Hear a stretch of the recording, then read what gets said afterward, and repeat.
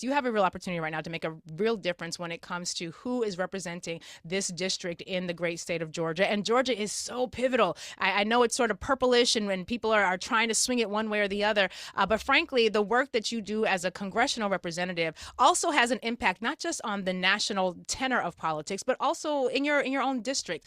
So talk to us a bit about what caused you to move from serving your country in one of the greatest ways possible, putting your life literally on the line, to now choosing to serve your country by running for Congress. Well, first of all, let me just say thank you for having me this morning. You Absolutely. know, when you say serving your country, I look at this, what I'm doing now is nothing more than an extension of my already service to this country. Mm. You know, when Colin and I, when we bought this farm up here in Northwest Georgia, we had no clue, like many people that have moved in this area, that Marjorie Taylor Greene was our representative. Um, Really? we had no clue, none. Woo. That has never came across in any of the real estate sales. I think everybody keep that top secret Wow. until you actually purchase your land. And you say, "Oh, this is beautiful." And who's your representative? Oh, what do you mean, Marjorie Taylor Greene's my representative? So Mm. at the end of the day, we got a beautiful farm. Some veterans came over here to help me put up some fencing because we have a cattle farm. And while we're out there talking, they said, "Shawn, you still got too much energy, man. You need to continue to serve." And I thought they were joking around and said, "No, you need to run for Congress." And then they said, "You need to Wow. run in the primary." And I said, "What are you talking about, a primary?" And you know, as veterans and as soldiers, we really don't get into the political thing or saying if I'm a team blue or team red, none of those kind of things. We Hmm. just family. And they said, "Well, you know, we want you to run against Marjorie Taylor Greene as a Republican." And I said, "Guys, Huh. you know, my mom would get out of her grave if I came out saying I was Republican, thinking that would be the end of the discussion." And they said, "Well, okay, we still want to support you. You can run as a Democrat." And then that's when I got on the phone and called down to Atlanta and talked to the Democratic Party down there. And they said, "You know what? I think we got something here." And since that Wow. particular time, we have Democrats, independents, and yes, we have many Republicans that are Mm. walking away from Marjorie Taylor Greene because in the 3.5 years of being in Congress, she has done absolutely nothing Yeah. for the people here in Northwest Georgia. So that's how we got in it. And we're not just in it, we in it to win it, and that's what we're gonna do. I love this story because there's nothing like being called to serve by your neighbors. Yes, When the people yes. who look around at their options and they say, "Wait a minute, we want somebody who can be have integrity, who's going to represent us with fidelity," and that's you. And that to me is its own very powerful endorsement because if your neighbors are asking you to represent them, that really speaks to their faith in you. Because you do now have this cattle farm, I'm very curious about this. We recently had a decision, a major bit of movement in a longstanding legal battle for Black farmers in particular Yes. to get access to funds that they were wrongfully denied as a result of the systemic racism and the U.S. Department of Agriculture, which they have readily acknowledged. What are your thoughts on how reparative types of programs like that, programs that are thinking about how do we not just make America better in the future, but how do we also make sure that those who have been left behind are invested in so that they are able to meet the moment equitably? What does a policy platform like that mean to someone like you who's a farmer and who would hopefully be representing people in the rural farming communities? Yes, you're exactly right. You know, I'm a fourth generation farmer. So I just didn't wake up one morning and say, you know, I want to be a cattle farmer. I was Mm. raised on a farm in Southwest Georgia, down there in Blakely, Georgia, where we do peanuts, cotton, and soybeans. And yes, we also have cattle. So I know about those programs. I know about how things happened in the past. And it was a big win for the Biden administration to come through and to fix a wrong. But Mm. we still got a lot more work to do. That's right. And as a farmer, as a rancher, as a cattle producer, I am living the life right there with my fellow farmers, and that's why farmers here in Northwest Georgia, cattlemen, I'm part of the Cattlemen Association, is Mm. supporting me because they know at the end of the day, this is what I do. This is my passion. I'm not going anywhere. Right. That's black and white. It doesn't make any difference because all of us or feel the same pain when it rains too much or if it don't rain enough. That's right. It's just part of the deal. That's right. So when I wake up in the morning, the difference between me and Marjorie Taylor Greene, when I wake up in the morning on this particular subject, when it comes to farmers and trying to make open doors for them and opportunities, because I'm a farmer, I'm thinking about what can I do today to make things better for the farmers here in Georgia.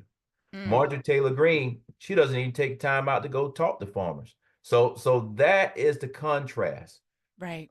To go one step further, currently what's going on right now, the Farm Bill has not been passed in a long time, and Marjorie Taylor Greene is one of the main ones that actually blocks it. Many a Really? times, yes, many a times when you hear about the Farm Bill, you think of the top line where you say the Farm Bill, and yes, it's taking care of our farmers if we're in a drought or natural disaster and all those kind of things.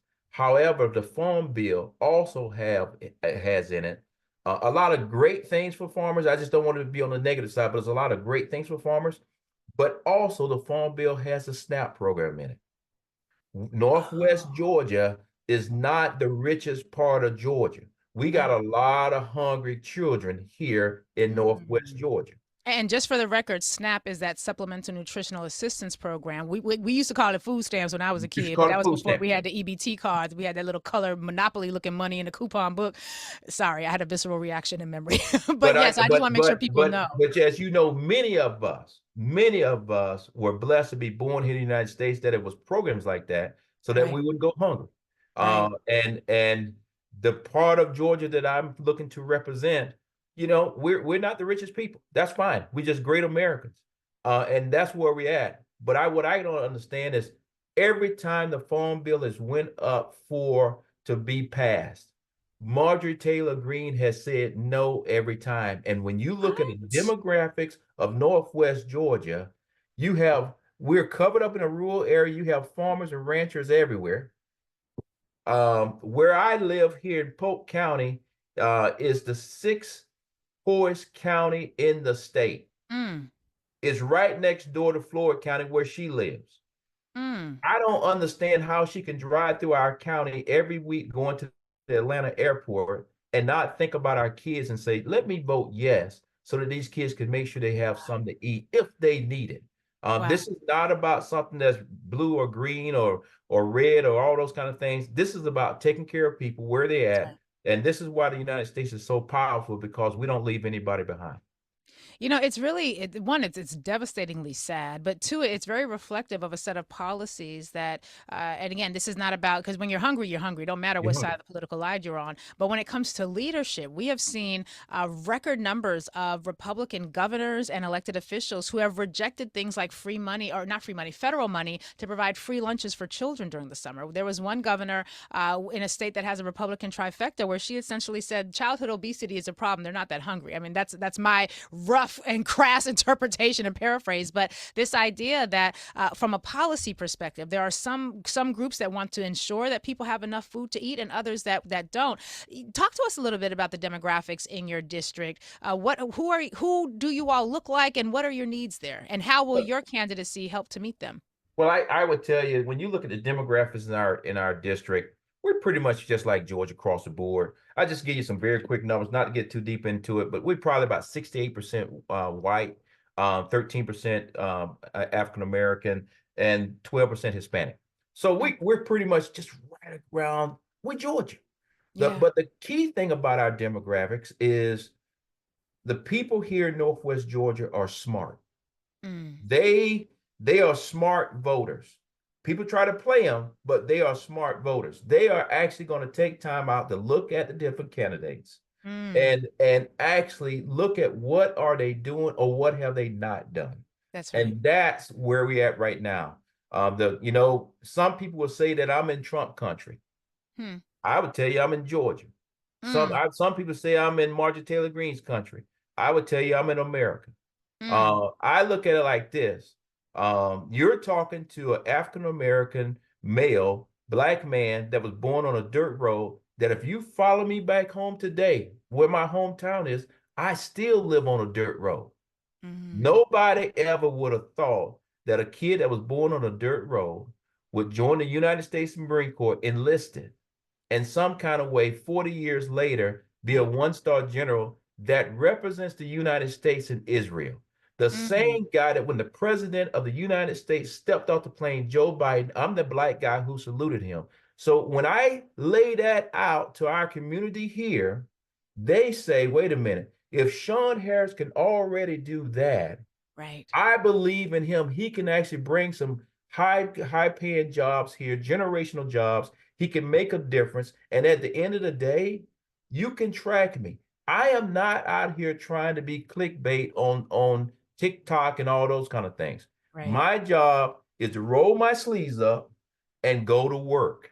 Mm. That's it. That's the difference between Marjorie Taylor Greene and Shawn Harris. I go to work every day, and when I say I go to work every day, I'm working for the people. I listen to the people, and that's what we're going to do here. And that's what we're going to continue to do that Marjorie Taylor Greene has not done in the last 3.5 years. I've been speaking with a number of elected officials or folks who are running for office. Mhm. And one of the things that they have talked about, particularly those from rural America, is the need to expand access to technology and access to broadband. I know that that is one of the issues that you care passionately about. Talk to us about why that's such an important issue for your district and what your candidacy would do to alleviate those issues. Well, I would tell you you're exactly right. The broadband issue is the difference between have and have not. Mm, Okay. And really, the reality of it is, here I am. I'm talking to you today from my house, right. from my farm. We're blessed. But guess what? My internet is, I'm praying that it's going to stay on. Okay. I'm Yeah. praying that's going to stay on. So why do I say that? Is because you should not, just because you choose to live in the rural community, you should not have to drive up to McDonald's and sit in the parking lot to try to do your homework for college. You know, Right. many people now go to college online. You should not be in a disadvantage because you just don't have high speed internet. Now, Right. the Biden administration, the Harris administration, is doing a lot of great work. I see where people are laying down the lines and all those kind of things. But what I'm going to do is when I get to Washington, D.C., is do what we did in the military. We hold people accountable.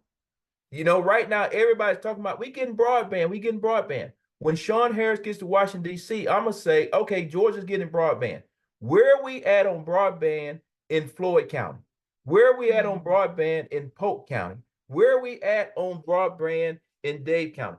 And the reason why I say that is just because you see a truck and a couple of guys standing around the truck don't mean that you're getting your broadband next year or 2 years from now. Okay. mm, I'm going right. to be the representative for Northwest Georgia. Say, okay, we're going to have a hearing. I'm not saying you're not doing anything wrong, but we're going to get it done. I Right. want to see it get put in the ground. I want to see it get hooked up to the houses because we have too many people in our district that are dependent on it. And at the end of the day, I want to make sure that all of our children have an opportunity to go do whatever their dreams are. And as you know, if you don't have access to the outside world, you just don't have access to the world.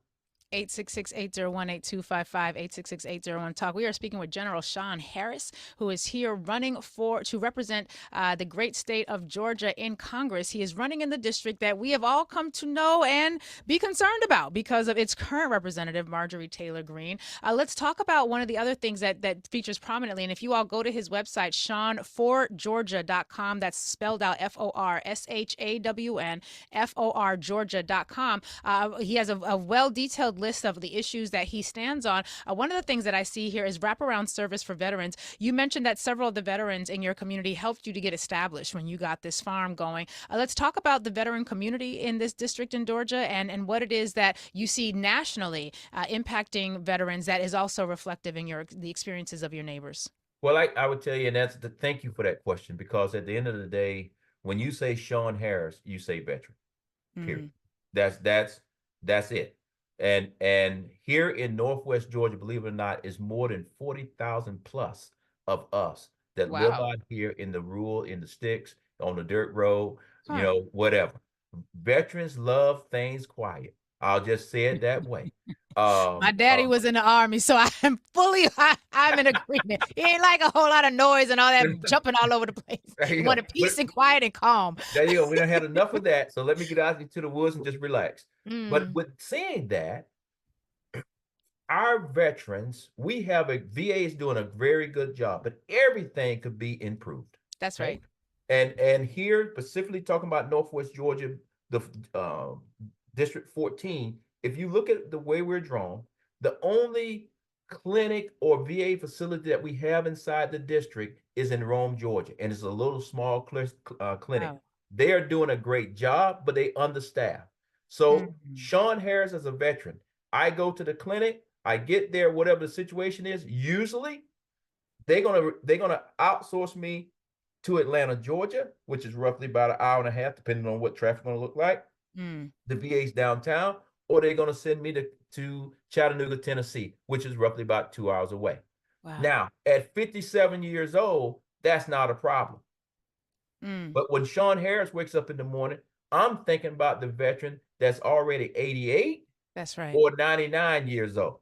That's right. When you tell that individual they got to go to Atlanta, if they don't have a grandson or a granddaughter that's going to drive them, family member, Mm. they just don't go to their appointment.